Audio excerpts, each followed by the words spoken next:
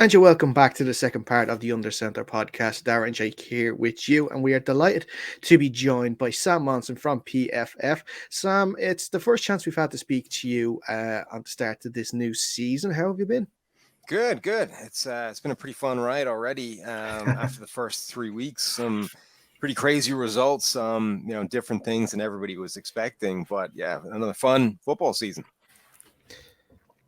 Definitely. As always, it starts off, and we have so many things to talk about. We'll get through a few of them there today. But is there been any sort of standout sort of storyline or narrative to you that you've been, kind of, I wouldn't say shocked by, but has sort of surprised you so far? I think Miami being as good as they look right now through 3 weeks is pretty surprising and maybe the story of the season so far. Obviously, the addition of Tyreek Hill, Mike McDaniel, the head coach, the changes that they made on the offensive line, and now Tua looking really good at quarterback so far. That's all come together in a way that I didn't think was necessarily going to happen right away. And, so many teams went crazy this offseason in terms of adding players, adding key pieces and getting better. Miami was a team that I felt in the offseason – they might have done some really good things, but they felt like a team that maybe didn't do quite enough and, would be on the outside looking in versus some of these other really good teams. But certainly for the first 3 weeks, like they look absolutely legit. And if they're able to win again this week, on Thursday night, get a win against a Bengals team that, desperately needs it, all of a sudden, I think the conversation about Miami changes. And we're not talking about, surprising team and how well they're doing and can they make the playoffs. Like at that point, we're talking about Buffalo. The road to winning that division goes back to beating Miami. Like the whole dynamic, I think, changes. Yeah, that was crazy. I mean, in the offseason, they obviously added Tyreek Hill, and then you mentioned how good Tua has become over at least for the first start of the season. But I remember just maybe a month ago, there was a tweet going out about a wobbly pass that Tua threw, and the whole internet blew up how Tua was a terrible quarterback. And then Tyreek comes out and says, "Oh, he's a great quarterback. He throws the ball to me every time, perfect spin and all this sort of stuff." And now all of a sudden, the narrative's changed. He's playing great. It's typical sports, I think, that flip side.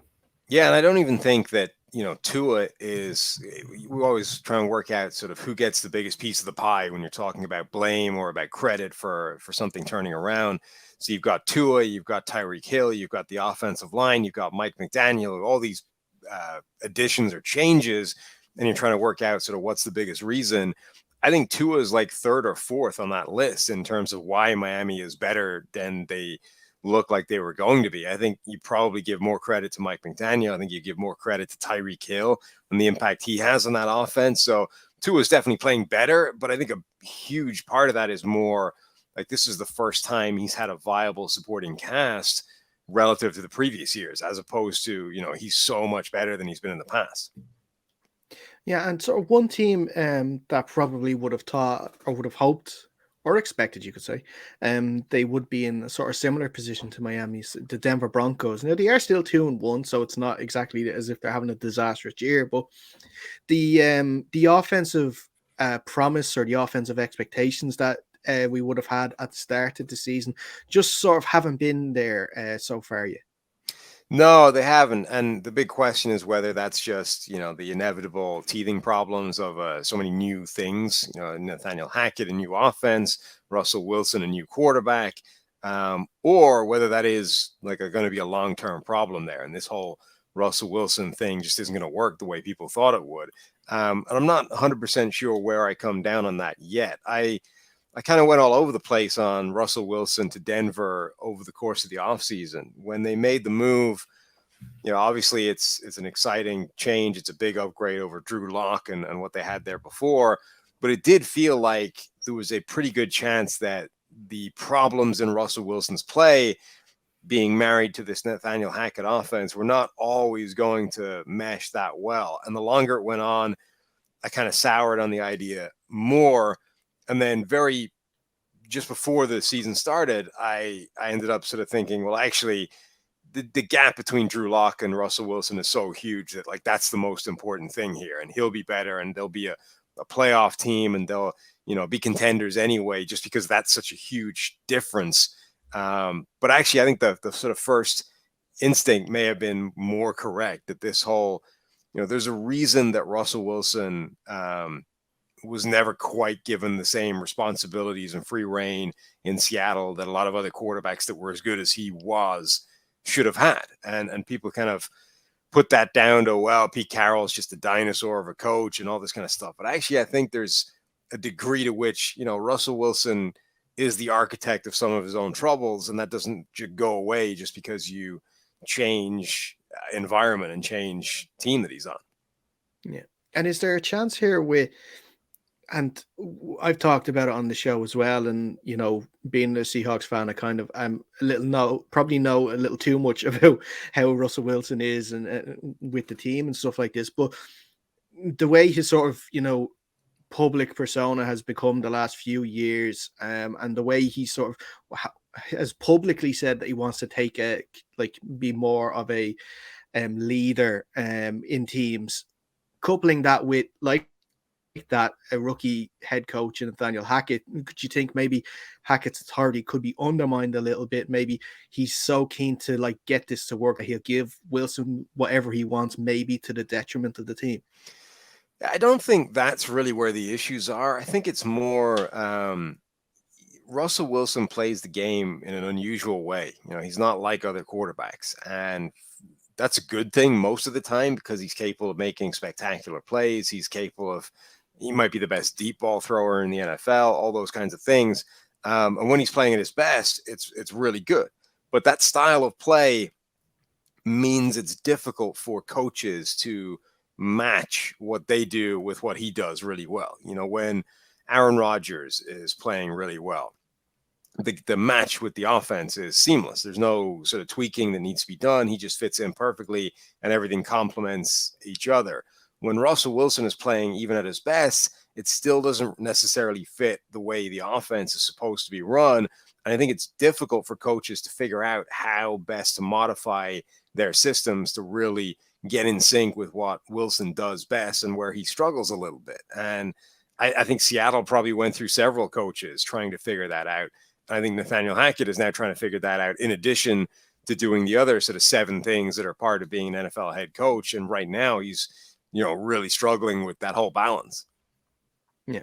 And staying in the AFC West, probably the most surprising team in that division so far is the Las Vegas Raiders with their 0-3 start. And it's definitely not what Raiders fans were expecting after the big Davante Adams trade and now bringing Josh McDaniels in as the head coach. But from what you're seeing from the Raiders this year, what can you sort of put your finger on in terms of where the issues are?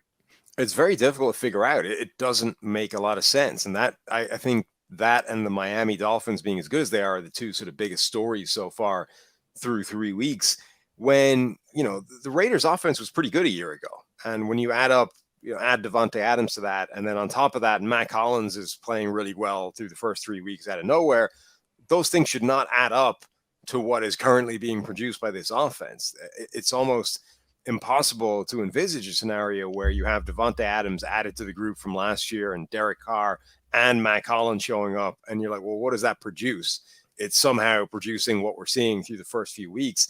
It doesn't make a ton of sense. I think there's always a little bit of difficulty in terms of a balance of trying to figure out, when you force feed the ball to a guy like Davante Adams or when you move it around to other people and how that whole dynamic works. But it's very strange right now why the Raiders offense is not playing better than it is, because even the offensive line, which is the biggest weakness in personnel on that side of the ball, their line hasn't been atrocious. It was an area where going into the season, you were saying, I love their receivers. I think Derek Carr is a good quarterback, but that offensive line could undermine all of it if it plays badly enough. It hasn't played at that level. Like it's definitely not been the reason that this whole offense has been dramatically underperforming. And Sam, on a different note, is there a player from the start of the season, your preseason assessment, that has pleasantly surprised you? And on the flip side, has there been someone you thought was going to do really well, but is just now struggling for some reason? I mean, so far, Jalen Hurts, I think, has taken a huge step forward at quarterback for the Eagles. And that was their big question mark heading into the year. They've done a lot of good things. They've really built a team in a smart way over the last few seasons. But how good they could be this year was always going to come down to, how good is Jalen Hurts going to be this year? Because he was good, not great a year ago. And when they got to the playoffs in particular, there's just an obvious gulf in class between what Hurts is able to do and the legit contending quarterbacks once you get to January. But through a few games so far, he looks fantastic. I mean, he's been so much better as a passing quarterback. I think the addition to AJ Brown, maybe the step forward in Devontae Smith with AJ Brown taking some of the attention away, like Jalen Hurts has just been playing so much better as a passer, and he brings that rushing threat to the table as well. So I think he's been a real surprise. He's number 1 or 2 right now in terms of PFF grades over the course of the season. And that's an area I didn't know that he was capable of reaching before this year. What do we got? Overachieve or guys that have underperformed relative to expectations. I mean, Derek Carr is probably the biggest one in terms of that position, quarterback. He had like 1 big time throw through the first few weeks. He had 9 this time a year ago. He was leading the league in big time throws for the majority of last season. And that was even with, lacking a true number 1 or a true deep threat for most of the year. Again, with the Raiders, I don't quite understand why Derek Carr's performance has regressed so hard. Yeah, and then on the sort of NFC side, as a whole, and we'll touch on it quickly because the teams sort of that we've expected that are probably going to be playoff contenders and be right up there with the likes of the Rams, the Bucks, the Packers have sort of started slowly. The Cardinals have sort of dropped off a little bit as well. And is there anything there in the AFC that you're looking at in terms of, I guess that you feel could challenge if there's I know we're looking way in the future, but like a Super Bowl, like I'm not seeing anything from the NFC so far that could say that they're legitimate Super Bowl contenders. Yeah, I think the thing is the AFC top to bottom is so much stronger, but whoever comes out of the NFC is probably going to end up being, a very good team that can go toe to toe with the best teams in the AFC. The problem is like the AFC might have, 9 teams that could all qualify in that kind of category. But yeah, the Bucks don't look as strong as they've looked in the last couple of years, but they've also been dealing with an absolute raft of injuries. And they're getting by right now, but once we get to January, if the Bucks have got all their wide receivers back, if they've got an offensive line that's not banged up and their left tackles, back in action, Donovan Smith, I think Tom Brady is still playing at a really high level and the Bucks are still going to be able to cook. So I think Tampa Bay are still a worthy Super Bowl kind of team. The Eagles, if they continue this run, if Jalen Hurts stays at that level, I think they look like they can take down, pretty much any team in the NFL as well. I wouldn't overlook Green Bay yet, though I think that lack of receivers is a real problem for them. Maybe the thing that does stop them rivaling those other teams from the AFC.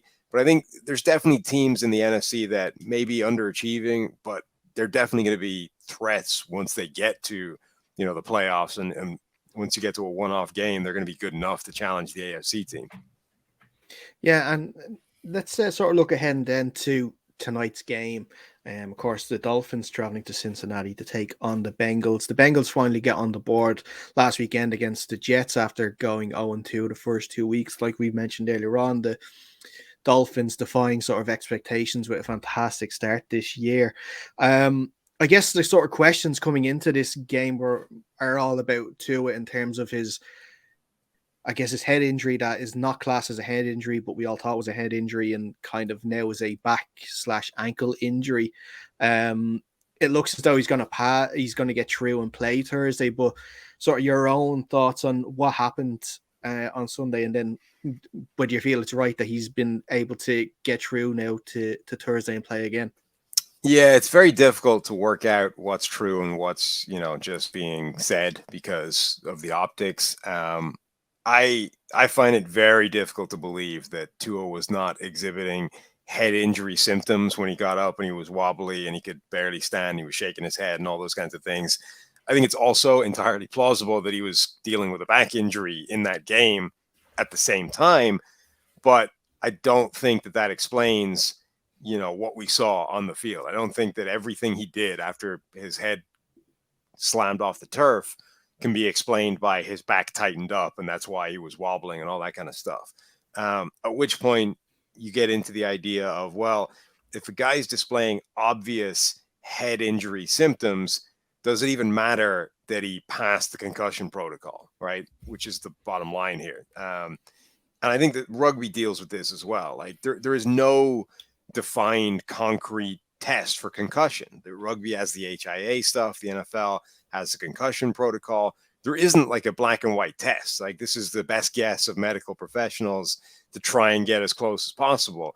But guys will, they'll pass it or they'll fail it. And if you fail it, it's almost certainly a big problem. But just because you passed, I think doesn't mean there was no issue. And in particular, I think when there's visible evidence of somebody dealing with some kind of head injury, to me, that should immediately rule them out of the game, regardless of whether they pass or fail any kind of concussion test. Emmanuel Acho had this story on Twitter where he said that he got his bell rung in a game. He did the concussion protocol test. He passed it. And later that day, driving home from the game, he got to his street and didn't know was his house. So the fact that you're able to pass the concussion test doesn't necessarily mean anything with regards to head injury.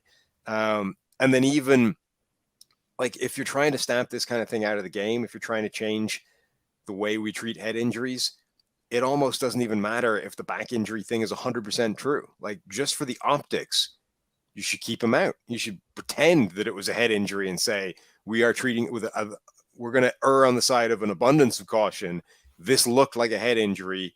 We are going to assume it is, and he's done. He's not coming back into the game. So I just don't think it's terrible optics, and that's assuming that everything is above board, which who knows.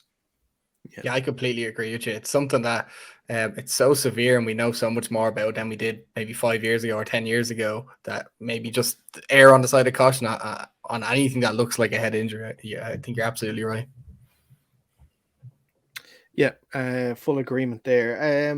Looking at then sort of some of the bigger matchups coming into this game, and you can't look past the two wide receivers for the Dolphins in Jalen Waddle and Tyreek Hill, and coming up against Eli Apple and probably Chidozie Awuzie, I think it is going to probably be the other one. Interesting after the game on Sunday, Tyreek Hill calling out Eli Apple as well. Looking forward to this game on Thursday. I'm sure it's going to be that battle is definitely going to be something to watch out for this evening. Yeah, the Bengals defense actually pretty good, and probably under talked about in terms of how good it is, certainly relative to their offense. But like the idea of putting either one of those two guys one-on-one with Tyreek Hill or Jalen Waddle is pretty terrifying from the Bengals point of view. They're going to try and take them away more by scheme and alignment than they are by, hey, you can be covered by Eli Apple or Awuzie. But it just always feels like if that's going to happen, if that's going to be a regular occurrence of Tyreek Hill and Jalen Waddle getting single coverage against these guys, like those are plays to be had for that Miami offense. And, the Bills are an example last week, particularly with how many guys they were down, injuries, that you can neutralize those players by scheme and by the coverages you're running. But it's going to be nervy anytime Cincinnati is on defense, because those guys are only ever, one bad angle, one bad step away from a big play. Yeah, and we saw on Sunday with the Buffalo Bills offensive line, they struggled to sort of contain that D line of Miami, and sort of had Josh Allen running for breaking out of pocket a lot for that game. And looking at the Bengals O-line that they spent a lot of money reinforcing for Joey Burrow this offseason, they sort of still failed to gel completely. It's still obviously a work in progress, and it'll be vital for them to sort of try and get things right ahead of this game to keep Burrow safe. Yeah, last week was an interesting one because it was the first time they ran up against a defense that wasn't bringing like an absolute superstar pass rusher to the table. The first week they got wrecked by TJ Watt. The second week they got wrecked by Micah Parsons. And that makes sense, that even with the amount they spent in the offseason, they don't have anybody that can block either of those guys one-on-one. The Jets don't really have one of those players, but they have enough on the defensive line that can all win. No superstars, but there's 3 or 4 good players that can cause problems. And they did. They still got a lot of pressure on Joe Burrow. The offensive line had its struggles. Burrow was able to play well enough, like last year, to make it work and to get it done anyway. And Miami's a similar story in that they don't win because they've got a superstar. They win because they blitz a lot. Like, they're one of the most blitz happy teams in the NFL. And they're able to scheme up pressure in a clever way and cause problems that way. Mix it up. They disguise their pressures. They're just creative with how they're able to generate pressure. So I think it's going to be another game where Joe Burrow will be under pressure a lot. And then the question is, is he able to overcome that, or is the pressure does it take long enough to get there where he can get out of trouble and make some stuff happen? Because I think there's also like a difference in the severity of pressure that comes, which is some of the reasons sometimes when quarterbacks can get it done and when they can't. So yeah, I think that's definitely maybe the most fascinating element of this game, whether Cincinnati's offense can find any kind of answer to the Miami pressure packages. And Sam, on your side, if you're the Bengals, how are you planning to win this game on Thursday?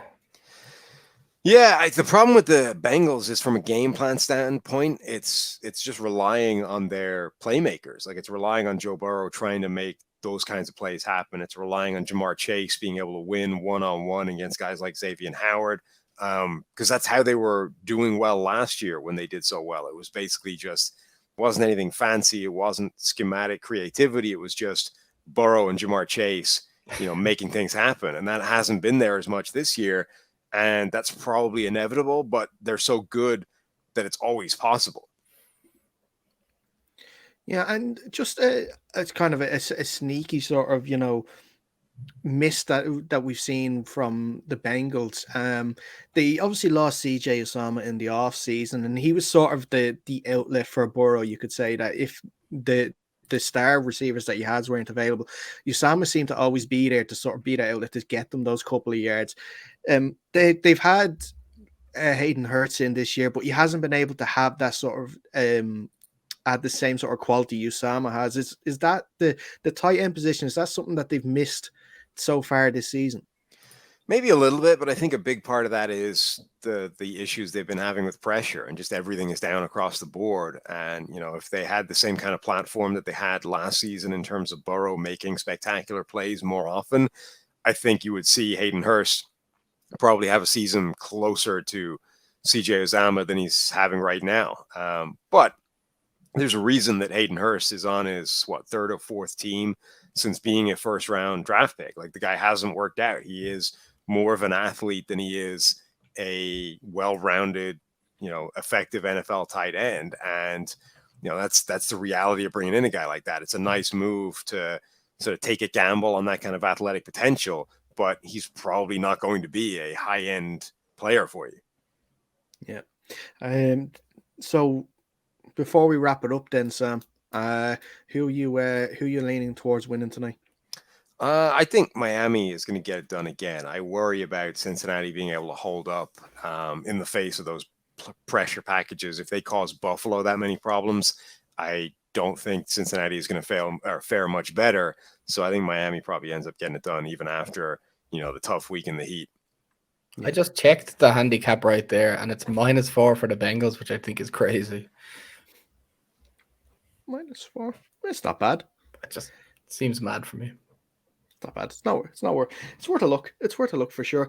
One more question then before we let you go, Sam. Sorry, of course the London games start this week with the Vikings and the Saints over in Tottenham Hotspur Stadium. What are you expecting from this game? And I guess we've sort of been not unlucky, but we sort of haven't had sort of the best games that we would have wanted over in London the last couple of years, but the way the games are lining up and the way the teams have started this year, it looks like that we could be in for a really good series of games over in London. Yeah, what's the first one? It's Minnesota against Minnesota against the Saints. Okay, yeah. The Vikings against the Saints is usually a pretty good game over recent years. And even though neither one of those teams, I think, is going to be a contender this year, they're both sort of evenly matched in terms of where they shake out, I think, in the NFC standings. Like, they're both good, capable teams with some flaws. So, yeah, I think that one actually shapes up to be a really good game to start it off with. Yeah, for sure. And then obviously we have the Packers and the Giants the week after, I believe. And then it's finally back to Wembley for the Broncos and the Jaguars. So yeah, definitely some really, really good games in store. Sam, as always, thanks so much for taking the time to speak. Just hope you enjoy the game later on. Yeah, thanks for having me. Anytime, guys. And that's where we're going to wrap up this edition of the show. Jake, as always, thank you so much. Thanks, Darren. If you want to listen back to any part of the show, you can just get us on the podcast, Under Center Podcast, wherever you find it. It'll be on YouTube as well, Under Center Podcast. Make sure you enjoy the game later on, and we will be back next week to review week 4 of the season. But until then, stay safe, and we'll see you soon.